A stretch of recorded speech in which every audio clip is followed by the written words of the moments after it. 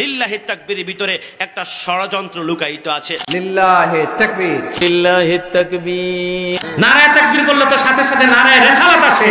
নারায়ে রিসালাতকে বন্ধ করার জন্য এই জাহেলের দল এই নতুন স্লোগান চালু করছে। এটা জায়েজ না, নারায়ে রিসালাত দেওয়া জায়েজ নয়। জি, নারায়ে তাকবীর আল্লাহু আকবার, এটা লিখতে আমরা অনুৎসাহিত করি। যেই দলিলে আপনার লিল্লাহি তাকবীর জায়েজ, ওই দলিলে নারায়ে তাকবীরও জায়েজ। নারার চেয়ে লিল্লাহে ভালো, নারার চেয়ে কি লিল্লাহে বলবেন, এটা সুন্দর। নারায়ে তাকবীর বলা যাবে কি? না বলাই ভালো।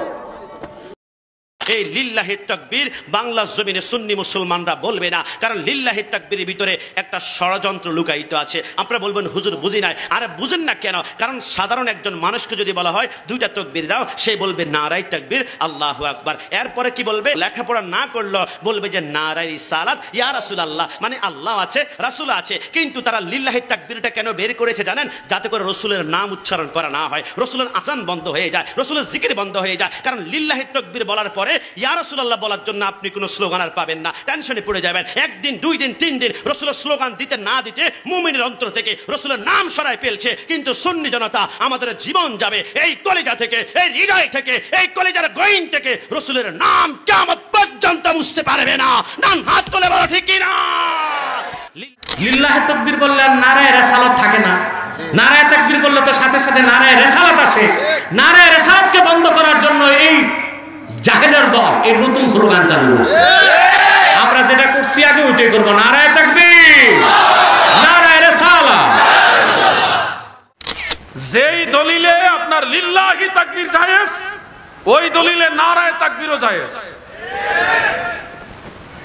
আপনারা যে মুসলমানদেরকে, পূর্বের মুসলমানদেরকে ঘৃণা করেন, নিন্দা করেন, তার প্রমাণ হলো আগের সব মুসলমান নারায়ে তাকবীর বলতো, সেটা আপনারা বাদ দিয়া নতুন একটা জিনিস লাগাইছেন, লিল্লাহি তাকবীর।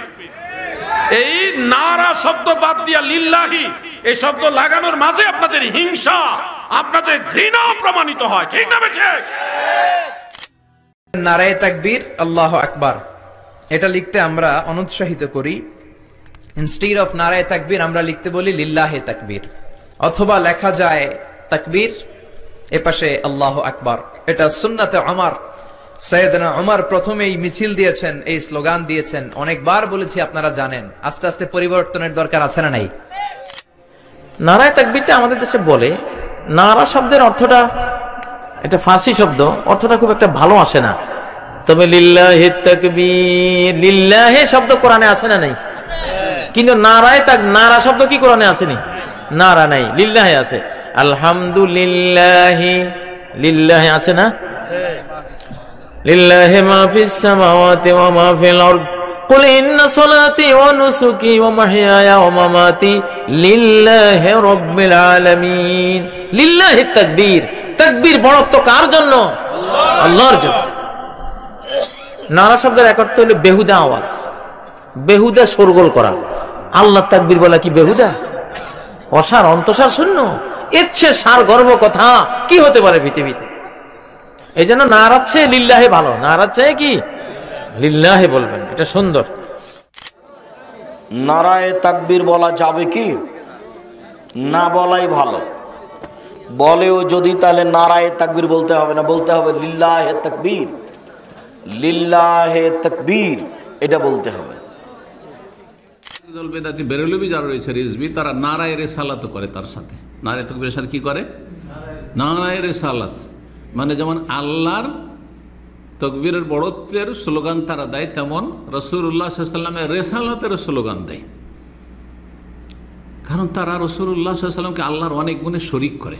যেমন নবী আলেমুল গায়েব, নবী হাজির নাজির, নবী সব কিছুর উপর ক্ষমতাবান, মুখতারিকুল, এগুলো বড় শিরক, বড় শিরকি কুফরি আকীদা। এবং নবীর কাছে চাওয়া, ফরিয়াদ করা, মাদাদ ইয়া রাসূলুল্লাহ। তারা জিলানী চিশতির কাছে, শাহজালাল, শাহপুরার কাছে চাইছে, তো নবীর কাছে কেন চাইবেন? তো এই শিরক, এইটি হচ্ছে শিরকি নারা বা শিরকি স্লোগান, এটা জায়েজ না। নারায়ে রিসালাত দেওয়া জায়েজ নয়। জি।